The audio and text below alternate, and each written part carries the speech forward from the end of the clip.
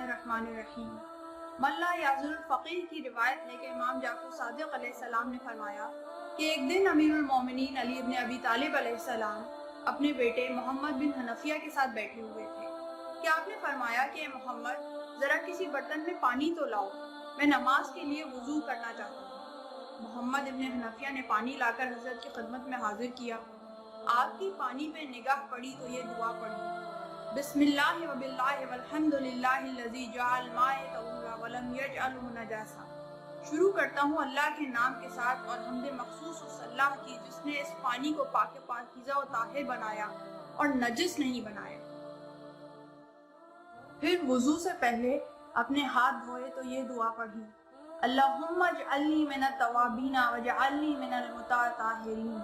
اے اللہ مجھے توبہ کرنے والوں اور پاک رہنے والوں میں قرار دے۔ پھر آپ نے جب کلی کی تو فرمایا: اللہم لقنی حجتی یوم القاک واطلق لسانی بذکر۔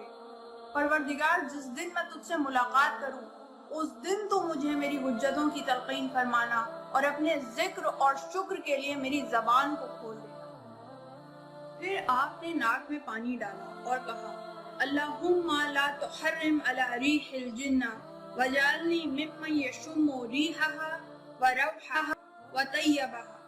پروردگار مجھ پر جنت کی خوشبو کو حرام نہ کر اور مجھے ان لوگوں میں قرار دے جو اس کی خوشبو، اس کے پھولوں اور اس کے عطریات کو سونگھیں۔ آپ نے اپنا چہرہ دھویا اور کہا: اللہم بید وجہی یوم تسود الوجوہ ولا تصفد وجہی یوم تبید الوجوہ۔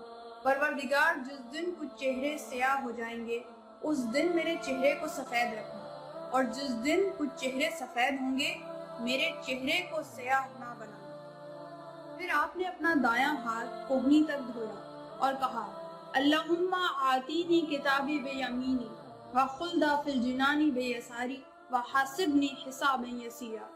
پروردگار میرا نامہ اعمال میرے داہنے ہاتھ میں دینا اور جنت میں میرا داخلہ اور میرا حساب و کتاب آسان کر دینا۔ آپ نے اپنا بایاں ہاتھ کوہنی تک دھویا اور کہا: اللہم لا تعطینی کتابی بشمالی ولا من ورائی ظہری ولا تجعلہا مغلولتا الی عنقی واعوذ بکا من مختلط النیران۔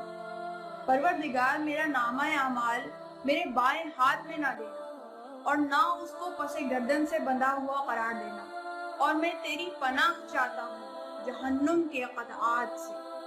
آپ نے سر کا مسح کیا اور کہا: اللہم غشنی برحمتک و برکاتک واغفر۔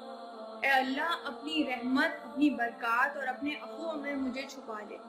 پھر آپ نے اپنے دونوں پاؤں کا مسح کیا اور کہا: اللہم ثبتی علی الصراط یوم تزل فیہ الاقدام واجعل سعی فیما یرضیک عنی یا ذو الجلال والاکرام۔ اے اللہ مجھے اس دن صراط پہ ثابت قدم رکھنا جس دن لوگوں کے قدم صراط پہ پھسل جائیں گے، اور اے ذو الجلال والاکرام میری سعی و کوشش ایسے امور میں لگا دے جس کی وجہ سے تو مجھ سے راضی ہو جائے۔